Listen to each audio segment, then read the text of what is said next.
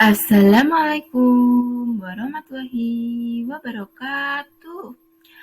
Hai anak-anak hebat, selamat pagi. Bagaimana kabar kalian hari ini?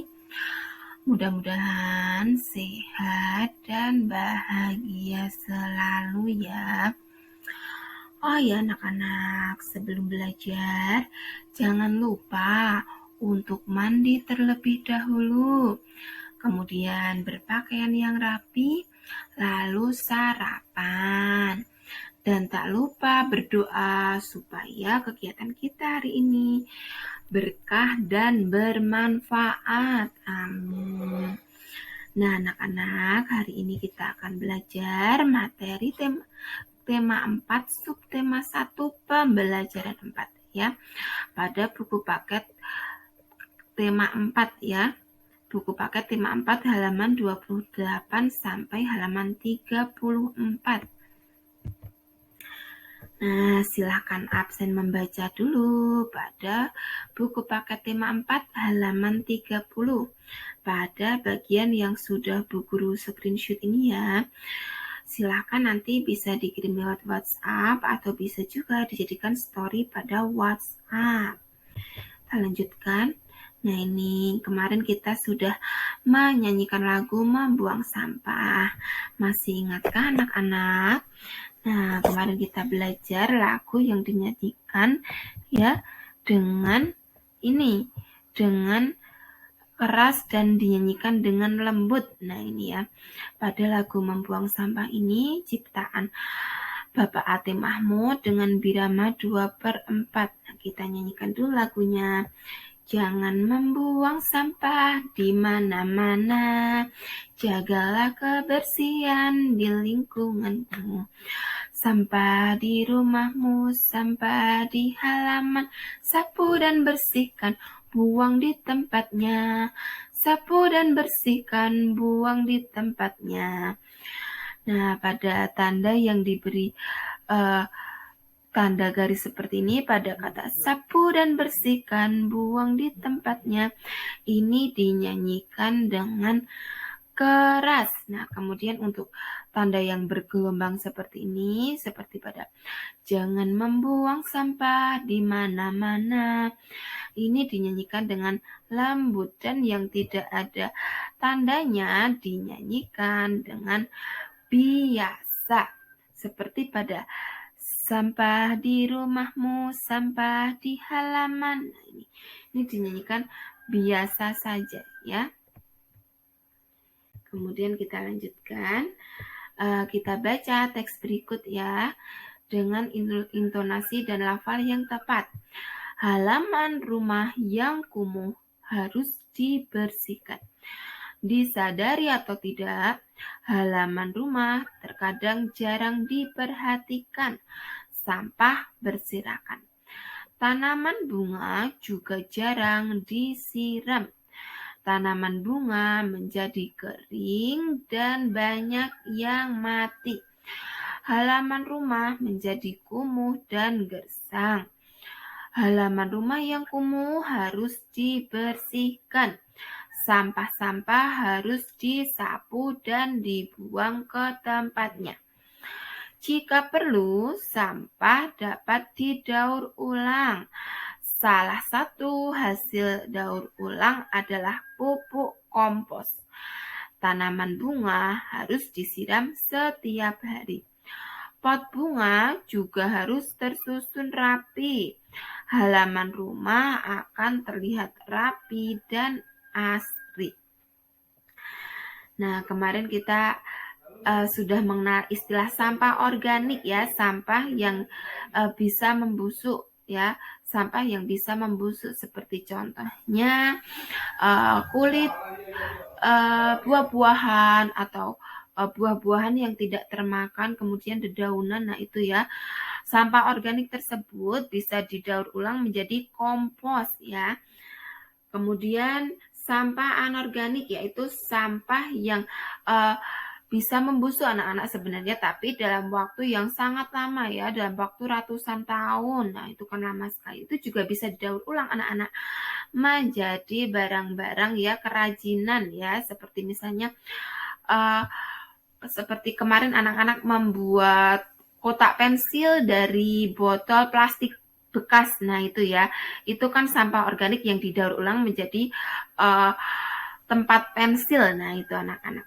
Jadi sampah anorganik itu juga bisa didaur ulang anak-anak ya, menjadi misalnya kemarin tempat pensil bekas, kemudian bisa juga dibuat menjadi alat-alat kerajinan yang lain seperti lampion misalnya ya.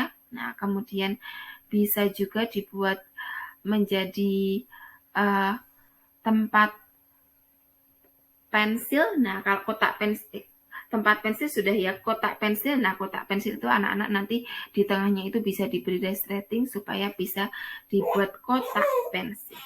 Kita lanjutkan.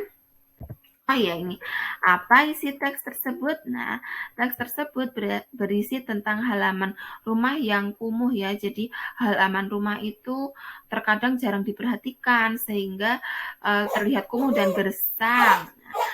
Bagaimana pendapatmu terhadap isi teks? Nah, saya setuju. Jadi halaman rumah itu harus diperhatikan ya, supaya terlihat bersih dan rapi.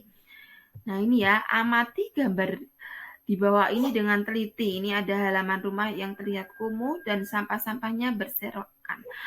Apa kesimpulanmu terhadap isi gambar tersebut? Nah ini ya, contohnya seperti ini, halaman rumah yang tidak bersih.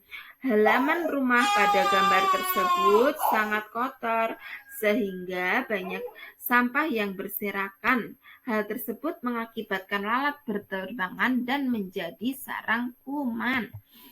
Nih ya, lanjut perhatikan gambar di bawah ini dengan teliti. Nah, ini ada gambar potongan kertas dan kemasan makanan. Nah, ya, gambar tersebut misalnya ini ya, Bu Guru ini punya gambar kemasan makanan ini berbentuk persegi panjang anak-anak.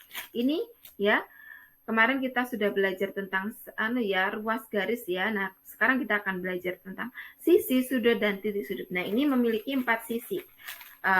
Bekas plastik, bekas makanan ini 1, 2, 3, 4. Kemudian ini juga memiliki 4 sudut. Ini sudutnya 1, 2, 3, 4. Kemudian bungkus bekas makanan ini memiliki 4 titik sudut. Ini titik sudutnya 1, 2, 3, 4. Nah ini. Kemudian kita lanjutkan. Perhatikan gambar berikut. Nah, ini gambar jajar genjang ya. Jajar genjang memiliki banyak sisi 4, kemudian banyak sudutnya 4, kemudian banyak titik sudutnya juga 4. Nah, itu pada jajar genjang. Kita lanjutkan. Nah, ini pada persegi panjang. Persegi panjang ini mempunyai banyak sisi 4, kemudian banyak sudutnya 4, kemudian banyak titik sudutnya 4. Nah, ini persegi panjang ini anak-anak. Ini banyak sisinya 4.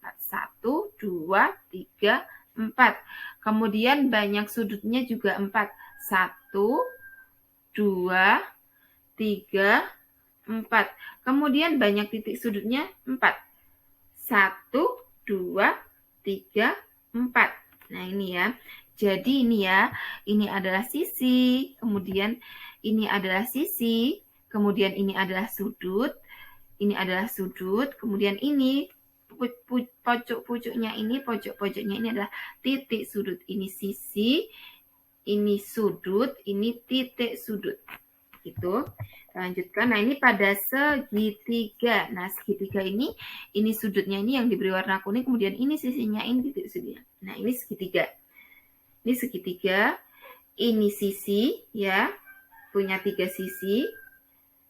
Kemudian ini sudut 1, 2, 3. Kemudian ini titik sudut 1, 2, 3. Jadi pojok-pojoknya ini adalah titik sudut. Begitu.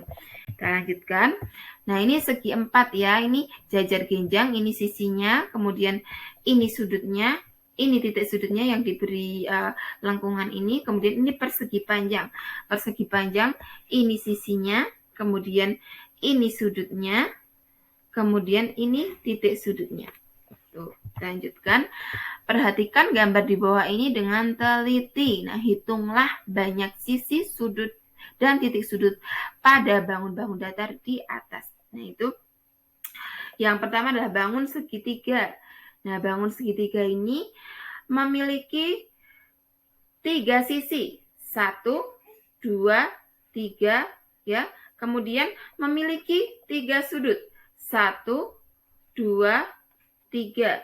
Kemudian memiliki 3 titik sudut. 1, 2, 3. Nah, ini kita tulis pada kolom-kolom ini ya. Gambar kedua adalah trapesium. Nah, gambar kedua adalah trapesium. Nah, ini trapesium ini memiliki 4 sisi. 1, 2, 3, 4. Kemudian banyak titik sudutnya ini. Banyak sudutnya ini ya. 1, 2, 3, 4. Kemudian banyak titik sudutnya ada 4. 1, 2, 3, 4. Tuh.